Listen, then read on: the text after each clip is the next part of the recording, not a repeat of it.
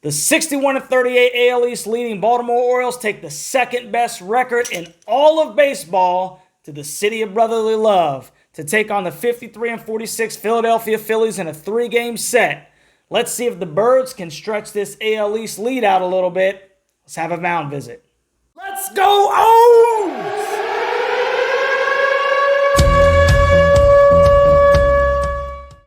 What's going on, Birdland? Welcome to the Baltimore Bops YouTube channel. I am your host, Bops, and I'll be your tour guide on this little adventure as the Birds soar into Philly searching for W's. So without further ado, let's get into the weeds of this series.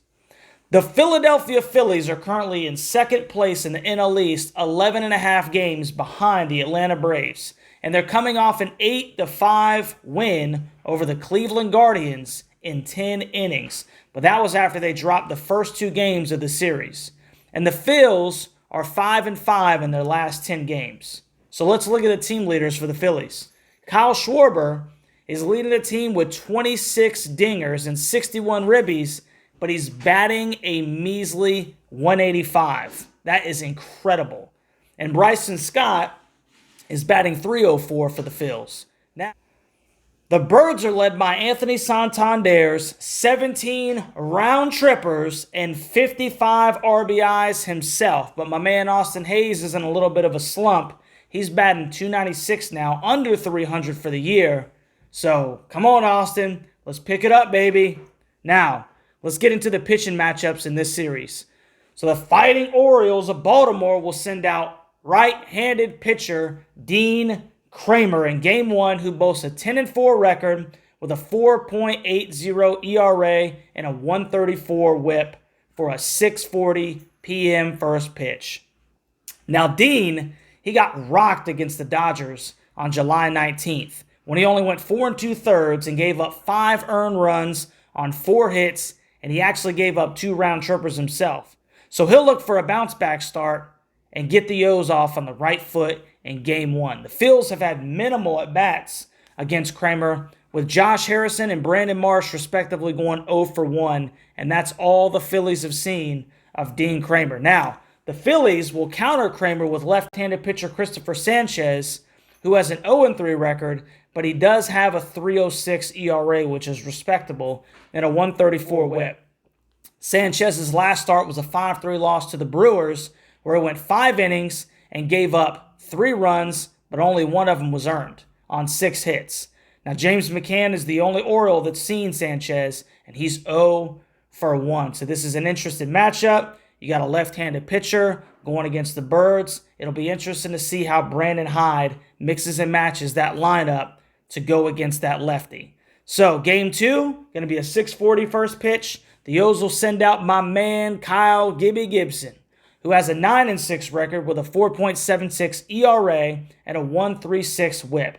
Gibson's last start was a 4-3 extras win over the Tampa Bay Rays, in which he went 6 innings and gave up only 3 runs.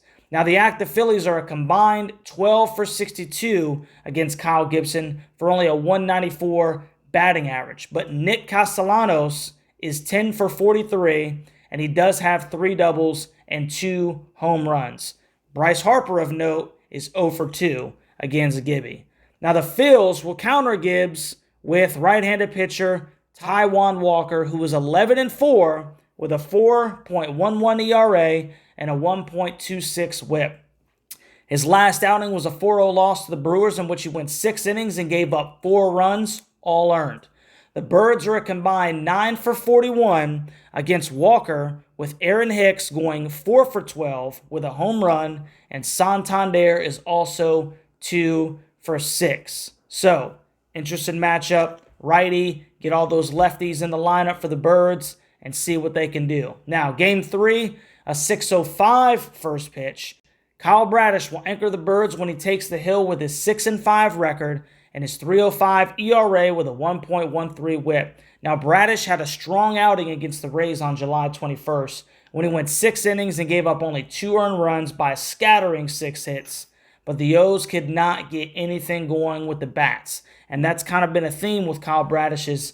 There have been a couple instances where he's pitched really well and the Birds didn't give him any offense. So, it should be interesting to see how Kyle Bradish anchors this team in that Game 3 set. There are no Phils that have seen my man, Kyle Bradish. So, he's been very good lately, and we'll look for that trend to continue against the Phillies in Philadelphia. Now the Phils will counter Bradish with left-handed pitcher Ranger Suarez, who has a 2-5 record, a 4.07 ERA, and a 1.40 WHIP.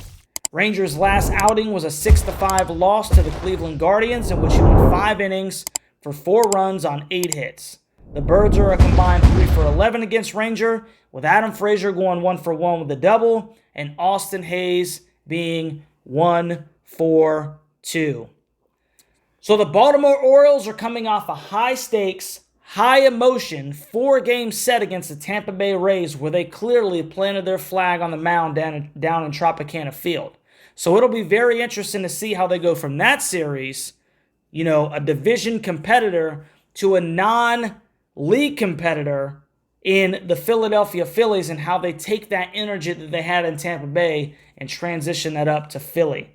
That should be the storyline. Now, it's going to be an exciting 3-game series, Birdland. Make sure that you tune in to every single game.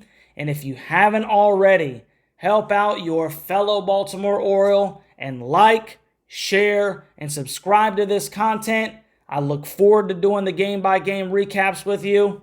Go O's, baby. And we'll catch you on the next one, Birdland.